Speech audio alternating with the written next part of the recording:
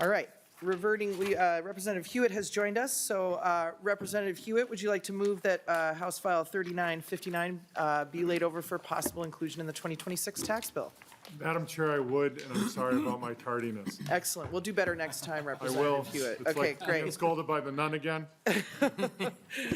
All right. Welcome to your committee. Please go ahead and describe 3959 to us, Representative Hewitt. Thank you, Madam Chair, and thank you, members, for hearing this. Many of you have heard of this bill before and wondered why we couldn't get it through. I don't know that question and why the answer is, but we see this in we have noticed this in all of our districts. Housing prices in Minnesota continue to climb. It's not like people don't want to move here. I know in the districts I sell in as a realtor that we can't keep things on the market, and that also drives price.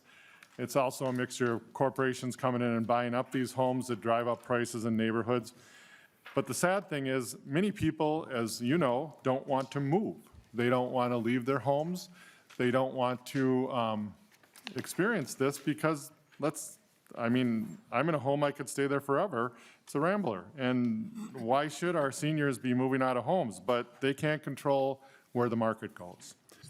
So what this bill basically does is, I'm going to have staff explain it a little bit more in detail, but what it does is it takes a look at where the home market value is, and if it is increased 12%, then we're going to be able to work with them. But if it's okay, Madam Chair, I'd like staff to explain a little bit more so I don't miss details on this. Of course, Representative Hewitt. Mr. Williams? Chair Gomez and members, so under current law, the targeting or special property tax refund applies to homeowners whose property taxes increase by more than 12% year over year, and if the increase is more than $100. The refund is essentially 60% of the increase above 12%. The bill would propose to reduce that threshold from 12% to 6%.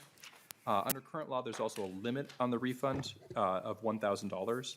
And the bill would increase the limit on the refund to $2,500. Thank you, Mr. Williams. Back to you, Representative Hewitt. Thank you, Madam Chair, and I believe we have at least one testifier from the Realtor Association. Excellent. I think Mr. Egger, Paul Egger, please introduce yourself as you get started with your testimony. Welcome to the committee. Chair Gomez, Chair Davids, members of the committee, my name is Paul Egger, and I'm Senior Vice President of Governmental Affairs for the Minnesota Realtors Association.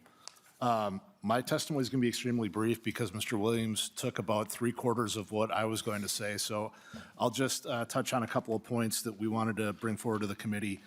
And although I didn't get up on Representative Rayrauer's bill, I did testify Tuesday on the bill on the property tax refund program, and again, offer our support for the homeownership provisions in that bill that you just heard at the beginning of your agenda.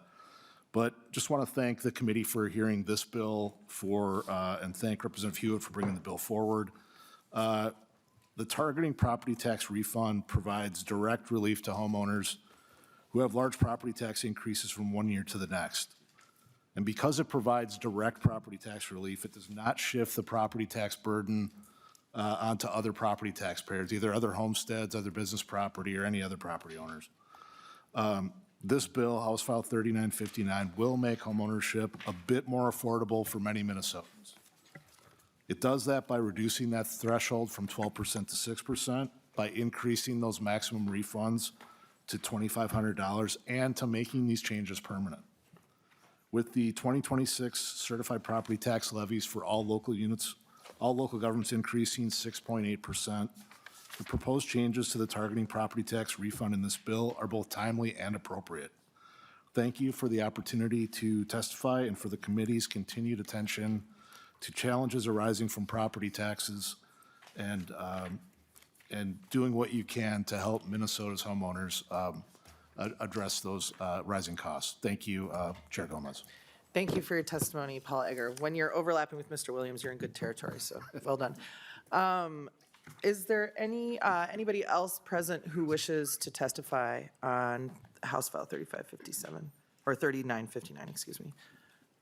Seeing none, we'll move to member discussion. Representative Lee. Thank you, Chair. I wanted to thank Representative Hewitt for bringing this bill before us because even, without the increased property taxes that we're going to see, when I talk to people in my communities and door knock across Minnesota, a lot of people say the 12% threshold is way too high, especially our middle-income families. And so, thank you. Thank you, Representative Lee. Representative Weiner. Thank you, Madam Chair, and thank you for bringing this bill forward. It's obviously an issue that's hitting a lot of people's pocketbooks, and, well, going back a few years, long before I became a respected member of this legislative body, I was... Don't exaggerate. Sorry, Representative Weiner. We'll talk later. No, before I really understood how the system worked, I had gone to our county many times with property tax issues because those increases are creating an undue burden across the whole state of Minnesota. And I often went to those tax assessments, discussed it, looked at our county commissioners and said, why are you doing this? You're going to be taxing people out of their homes. And we saw this year after year after year. But little did I know that the reason that this was going on, and it took me a couple sessions to figure it out, is that the unfunded mandates coming from the state is what's driving these property taxes up. The more burden that we push down onto the counties is driving this, unfortunately. We've talked many times about the Minnesota Miracle in this committee. And when you look at that graph, it went increasingly up to fund the state government. Minnesota Miracle hit and it dropped. But now the income tax, sales tax made up the difference. Since that time period, the graph is increasing almost to the point where it was in the 1970s with the Minnesota Miracle. So the appetite for growth of government in this state is what's driving this. So I understand the desire, and I think this is a good bill, but I don't think it goes far enough. Because until we have a bill, and I have one coming forward, that would stop the unfunded mandates, that if we're not willing to pay for this at state government, we cannot push this down to the local entities. And that would help protect our taxpayers from getting taxed out of their home. So thank you. It has good intention, and I think it looks good, but I don't think it goes far enough. Thank you. Thank you. Representative Hewitt. Thank you, Madam Chair. And Representative Weiner, that brings up a lot of great points. What I didn't tell you is I had a client, I've had several clients over years, but coming up from Missouri. And I said, you're retired. I got to ask you why you want to come to the cold. I said, definitely we're not Missouri with our tax system. He said, you're not. And here's why. He said, in Missouri, I can't get services for my son. Son was disabled. In Missouri, I can't get help for my wife. I can't be sure that there's a safety net. And so it's, this is the part that I think that I struggle with because naturally, there is burdens we put down on the counties. But you also look at our book of services, and he said basically Mississippi was above us. And nobody likes to be compared to Mississippi, apparently. So it's very interesting that you say that. And I look forward to working with you on some things that we maybe have to look at to remove. But when he said that to me, as a legislator, I learn in the real world like most of us do, and that was really interesting. So thank you for that comment, though, and I look forward to working with you on ideas. Thank you. Chair Joachim.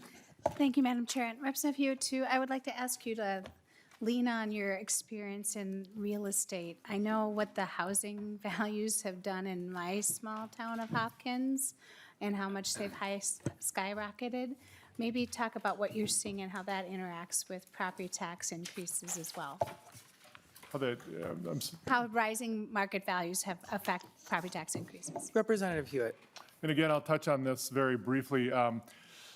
As a realtor and realtors all over the state, all of a sudden a house that was worth $200,000, my own house was worth $200,000 in 2010.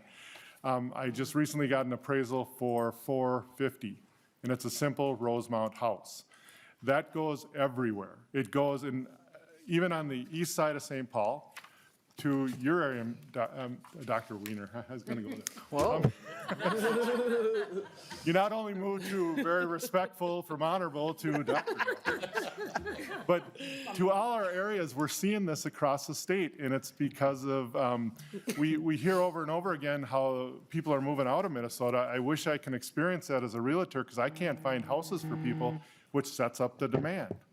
And so with the demand being there in especially your area, Representative Ukiam, or all of our areas, I mean, this is not just anywhere, it's wherever, and it's because our lifestyle is there. And that's what's setting it up, and naturally the counties are gonna go with that. And like my own county, the commissioners, and I love all my commissioners, I don't wanna get in trouble with them, but my commissioners all have said, you know, that we have to raise taxes this year, because this year we had a little slower incline on this tax that raised the values of the homes because of the economy and stuff.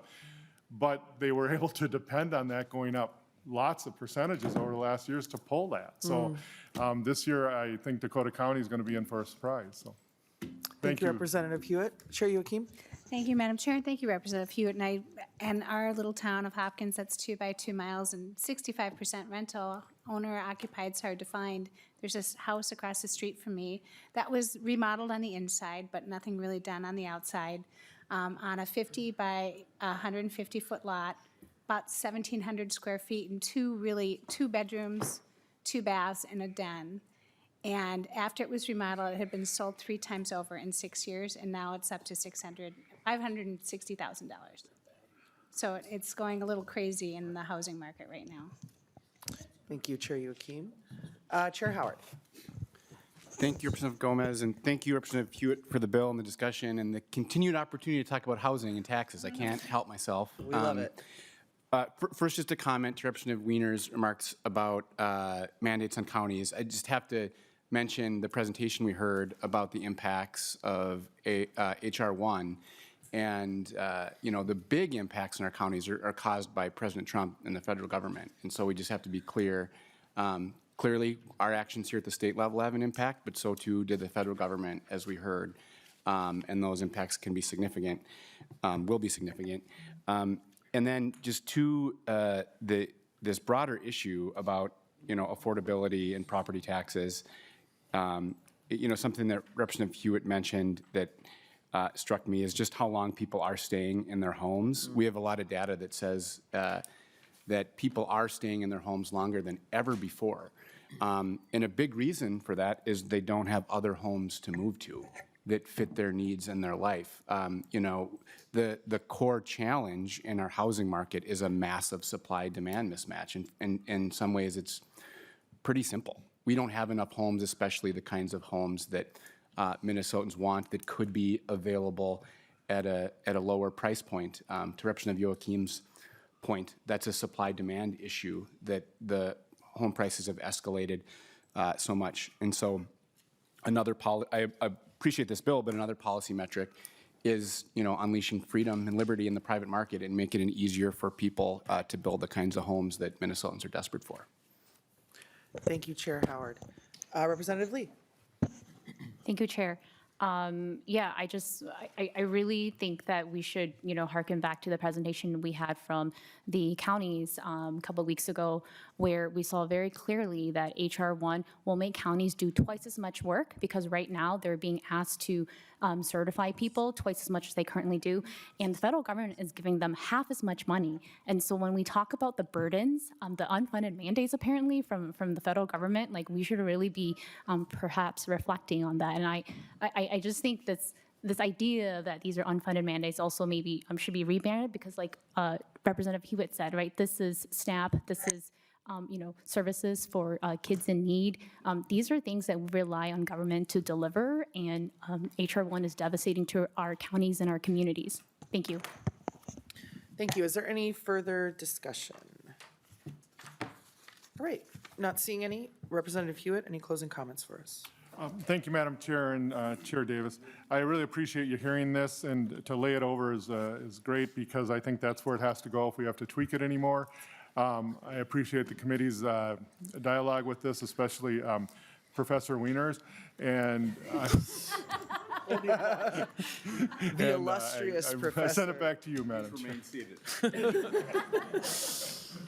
Wonderful. All right, thank you, Representative Hewitt. With that, Representative Hewitt will renew his motion that House File 3959 be laid over for possible inclusion in the 2026 tax bill, and it is laid over.